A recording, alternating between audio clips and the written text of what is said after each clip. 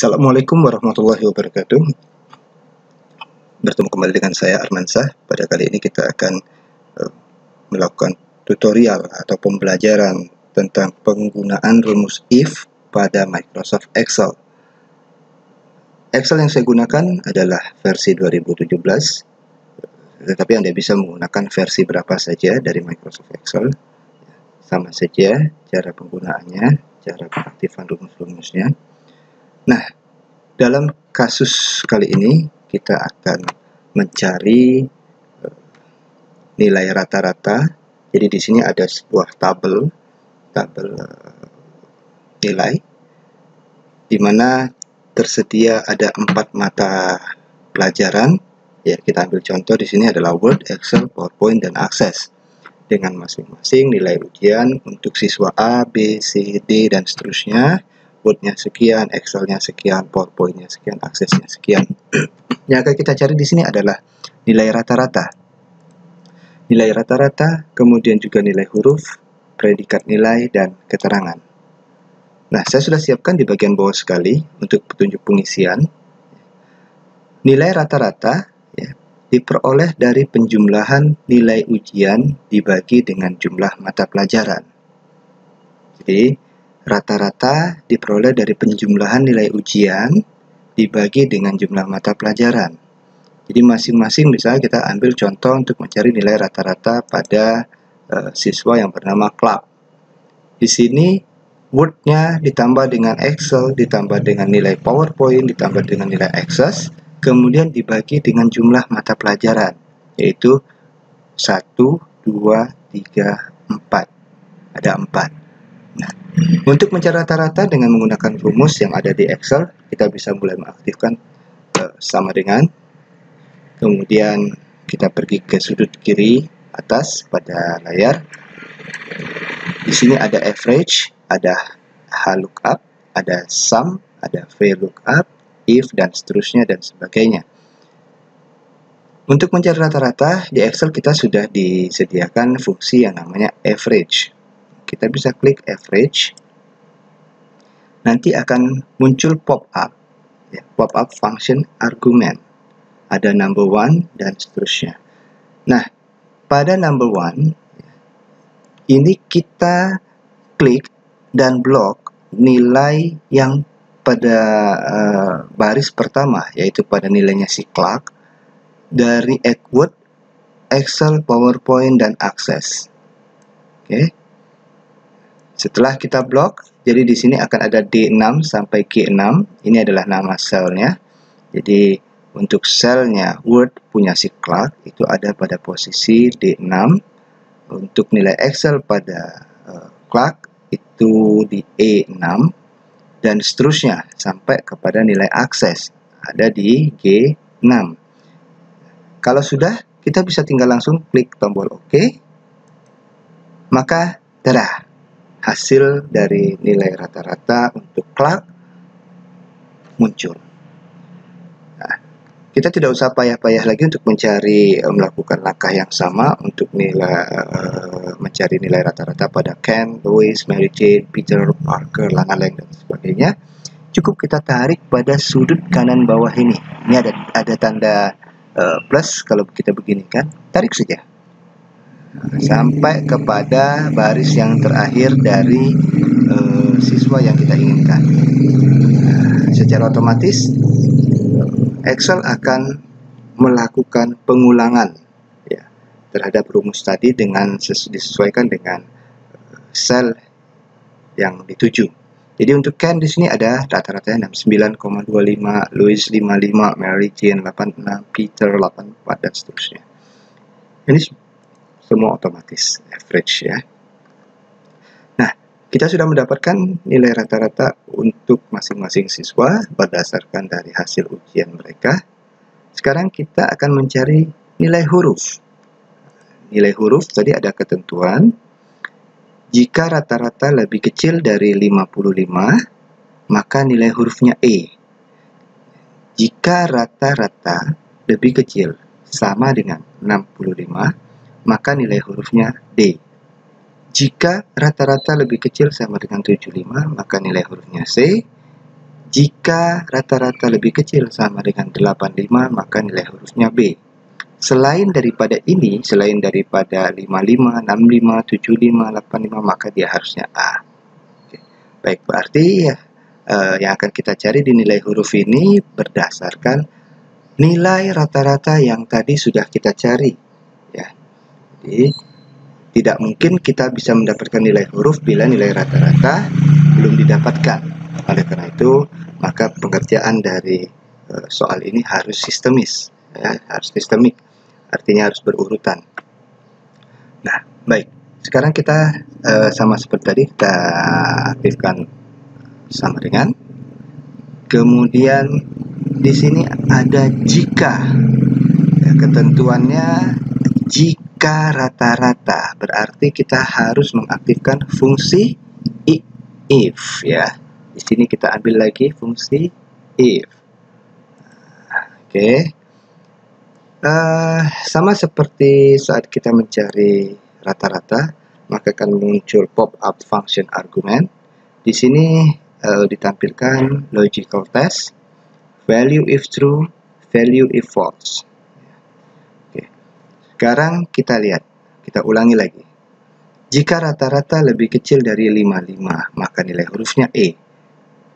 Yang kita klik pada logical test adalah rata-rata pada baris pertama. If, ya, H6 tadi ketentuannya lebih kecil sama dengan 55. Jadi jika sel yang ada pada baris H6 ya, itu lebih kecil nilainya dari lebih kecil atau sama dengan dari 55, maka kalau dia benar memenuhi kondisi tersebut, apa yang harus ditulis? E. Nah, penting bahwa di sini harus kita beri tanda petik 2. Kenapa? Karena ini adalah teks. Jadi kita beri petik 2, kita ketik di sana E sesuai dengan ketentuan yang ada pada soal. Nah, bagaimana sekarang jika kondisi pada H6 ini tidak memenuhi 55? Nah, di sini ada lagi, jika rata-rata lebih kecil dari sama dengan 65, maka dia D. Value if false, ya. Value if false, berarti kita masukkan kembali di sini if lagi. Jadi di sini kita klik if lagi, sama seperti tadi, kita klik lagi di bagian rata-ratanya si Clark, ya. Lebih kecil sama dengan 65, maka dia D. Bagaimana jika kemudian kondisi ini pun tidak terpenuhi? Kita lihat di atas ini, jika sel H6 lebih kecil nilainya atau sama dengan 55, maka dia E.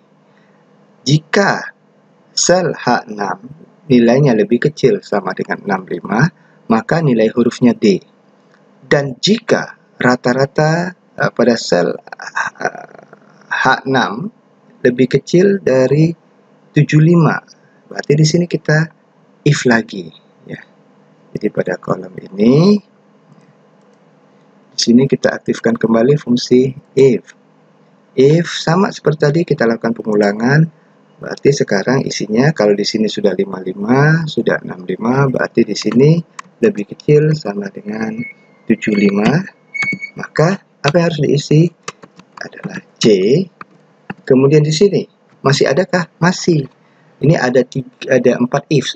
If pertama 55, if kedua 65, if ketiga 75, ada if keempat 85. Jika, ya, jikanya ada 4, maka if-nya juga logikanya harus ada 4.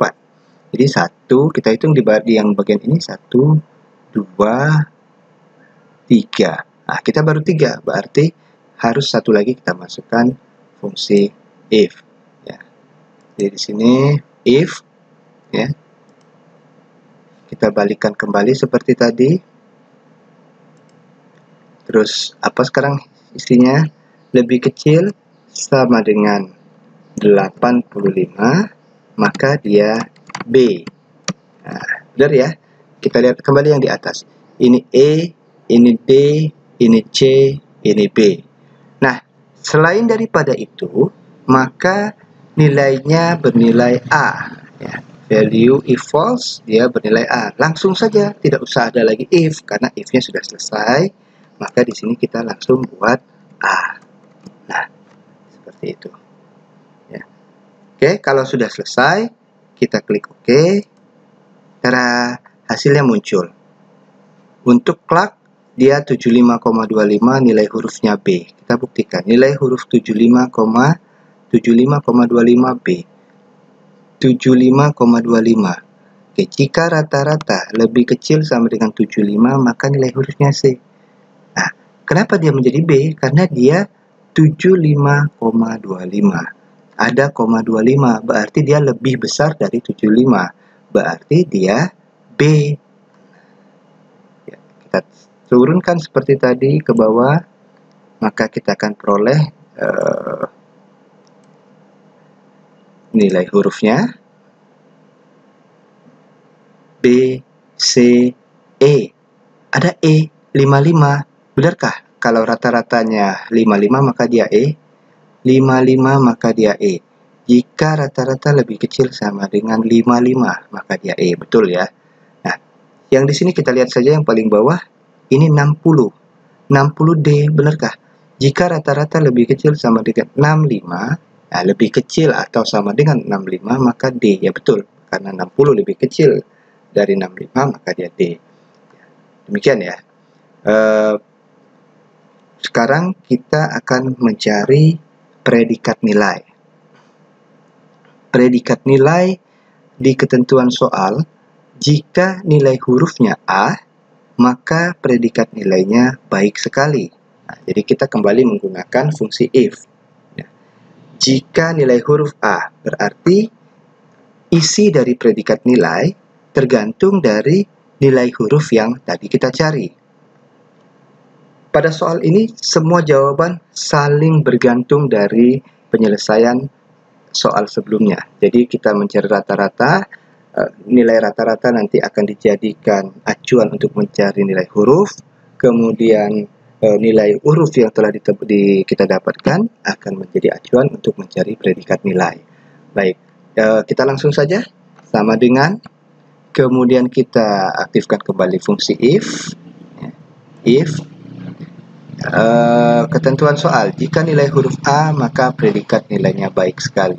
Baik, kita sekarang arahkan kursor mouse di nilai huruf pada sel yang pertama. Ingat, selalu kita gunakan sel yang pertama sebagai acuan, ya, baris pertama sebagai acuan.